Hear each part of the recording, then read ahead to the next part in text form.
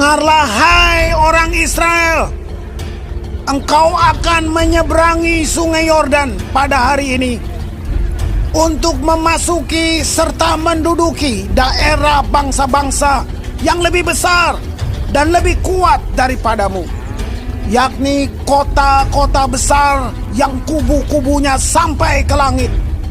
Suatu bangsa yang besar dan tinggi, orang enak yang kau kenal dan yang tentangnya kau dengar orang berkata, siapakah yang dapat bertahan menghadapi orang enak?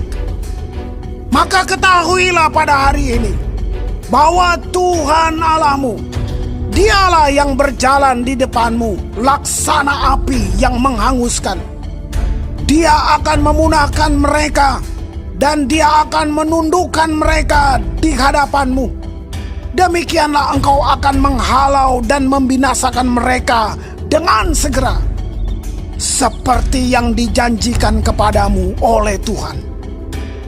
Janganlah engkau berkata dalam hatimu, apabila Tuhan Allahmu telah mengusir mereka dari hadapanmu, karena jasa-jasakulah Tuhan membawa aku masuk menduduki negeri ini.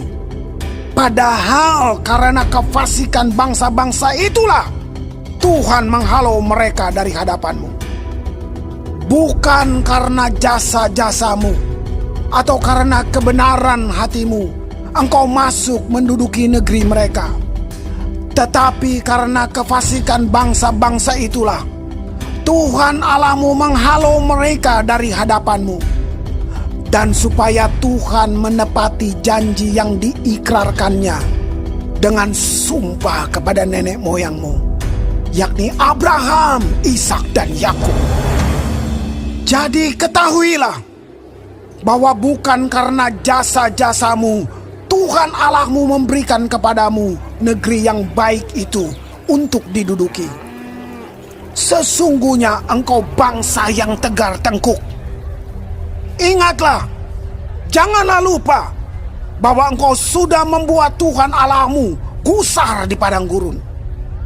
Sejak engkau keluar dari tanah Mesir sampai kamu tiba di tempat ini, kamu menentang Tuhan. Di Horeb, kamu sudah membuat Tuhan gusar. Bahkan Tuhan begitu murka kepadamu hingga Ia mau memunahkan kamu. Setelah aku mendaki gunung untuk menerima loh-loh batu, loh-loh perjanjian yang diikat Tuhan dengan kamu, maka aku tinggal 40 hari 40 malam lamanya di gunung itu. Roti tidak kumakan dan air tidak kuminum. Tuhan memberikan kepadaku kedua loh batu yang ditulisi jari Allah, di mana ada segala firman yang diucapkan Tuhan kepadamu di gunung itu dari tengah-tengah api pada hari perkumpulan. Sesudah lewat 40 hari 40 malam itu, maka Tuhan memberikan kepadaku kedua loh batu, loh-loh perjanjian itu. Lalu berfirmanlah Tuhan kepadaku, bangunlah, turunlah dengan segera dari sini, sebab bangsamu yang kau bawa keluar dari Mesir telah berlaku busuk. Mereka segera menyimpang dari jalan yang kuperintahkan kepada mereka. Mereka telah membuat patung tuangan. Lagi Tuhan berfirman kepadaku, telah kulihat bangsa ini, dan sesungguhnya mereka adalah bangsa yang tegar tengkuk. Biarkanlah aku, maka aku akan memunahkan mereka dan menghapuskan nama mereka dari kolong langit. Tetapi daripadamu akan kubuat suatu bangsa yang lebih berkuasa dan lebih banyak daripada bangsa ini. Setelah itu berpalinglah aku, lalu turun dari gunung yang sedang menyala itu dengan kedua loh perjanjian di kedua tanganku. Lalu aku menyaksikan bahwa sesungguhnya kamu telah berbuat dosa terhadap Tuhan Allahmu. Kamu telah membuat suatu anak lembu tuangan kamu telah segera menyimpang dari jalan yang diperintahkan Tuhan kepadamu. Maka aku peganglah kuat-kuat kedua loh itu. Kulemparkan dari kedua tanganku, kupecahkan di depan matamu. Sesudah itu aku sujud di hadapan Tuhan. 40 hari 40 malam lamanya. Seperti yang pertama kali, roti tidak kumakan dan air tidak kuminum, karena segala dosa yang telah kamu perbuat, yakni kamu melakukan apa yang jahat di mata Tuhan, sehingga kamu menimbulkan sakit hatinya. Sebab aku gentar karena murka dan kepanasan amarah yang ditimpakan Tuhan kepadamu, sampai ia mau memunahkan kamu. Tetapi sekali ini pun Tuhan mendengarkan aku. Juga kepada Harun Tuhan begitu murka hingga ia mau membinasakannya. Maka pada waktu itu aku berdoa untuk Harun juga. Tetapi hasil perbuatanmu yang berdosa, yakni anak lembu itu, kuambil, kubakar, kuhancurkan, dan kugiling baik-baik sampai halus menjadi abu. Lalu abunya kulemparkan ke dalam sungai yang mengalir turun dari gunung. Juga di Tabera, di Masa, dan di Kibrot Ta'awa, kamu selalu membuat Tuhan gusar. Dan ketika Tuhan menyuruh kamu pergi dari Kades Barnea dengan berfirman, majulah dan dudukilah negeri yang kuberikan kepadamu itu, maka kamu menentang titah Tuhan Allahmu. Kamu tidak percaya kepadanya dan tidak mendengarkan suaranya. Bahkan kamu menentang Tuhan sejak aku mengenal kamu. Maka aku sujud di hadapan Tuhan 40 hari 40 malam lamanya. Aku sujud karena Tuhan telah berfirman akan memunahkan kamu. Dan aku berdoa kepada Tuhan. Kataku, ya Tuhan Allah, janganlah musnahkan umat milik-Mu sendiri yang Kau tebus dengan kebesaran-Mu dan yang Kau bawa keluar dari Mesir dengan tangan yang kuat. Ingatlah kepada hamba-hamba-Mu, kepada Abraham, Ishak dan Yakub. Janganlah perhatikan ketegaran bangsa ini, ataupun kefasikannya dan dosanya,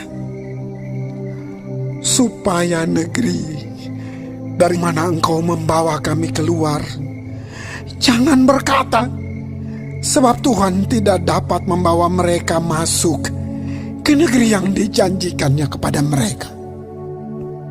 Dan sebab bencinya kepada mereka, maka Ia membawa mereka keluar untuk membunuh mereka di padang gurun. Bukankah mereka itu umat milik-Mu sendiri yang Kau bawa keluar dengan kekuatan-Mu yang besar dan dengan lengan-Mu yang teracung? Shalom semua jemaat Tuhan, kembali kita di dalam pendalaman Alkitab Clearside.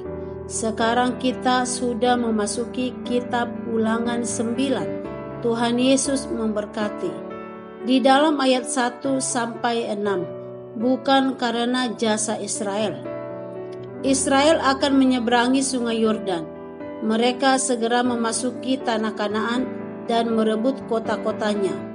Mereka menaklukkan setiap raja dan kerajaan yang mana penduduknya raksasa, keturunan orang Enak, yang ditakuti pada masa itu. kota yang tembok-tembok dan bangunan yang kokoh berlapis, yang tidak mudah diruntuhkan. Sementara bangsa itu adalah bangsa yang kecil, yang tidak memiliki alat-alat perang yang canggih, bangsa yang tanpa identitas, tanpa wilayah. Tetapi karena kuat kuasa dan keperkasaan Tuhan, mereka dapat menaklukkan bangsa-bangsa itu.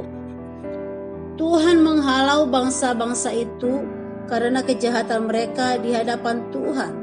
Karena itu bangsa Israel tidak layak berkata kalau itu semua karena mereka.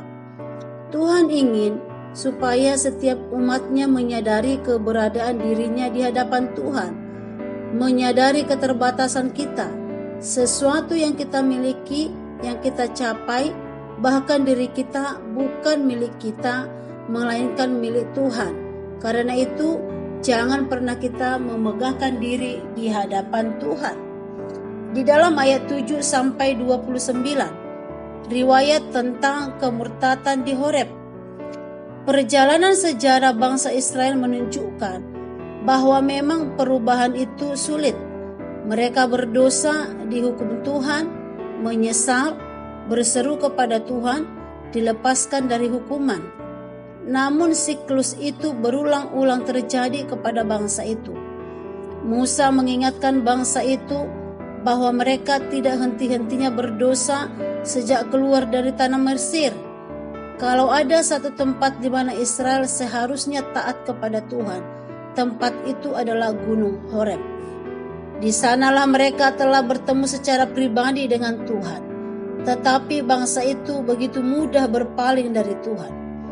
4 kali mereka menggusarkan Tuhan di ayat 22 sampai 24. Di Tabera mereka mengeluh tanpa alasan yang jelas. Allah menurunkan api untuk menghukum mereka. Bilangan 11 ayat 1 sampai 3. Di Masa mengeluh karena kekurangan air. Di Kibrot Ta'awa mereka marah kepada Tuhan karena ingin makan daging. Tidak ada perubahan dalam diri mereka.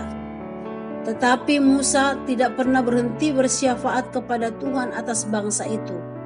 Dan kita melihat bagaimana bangsa itu diberkati Tuhan.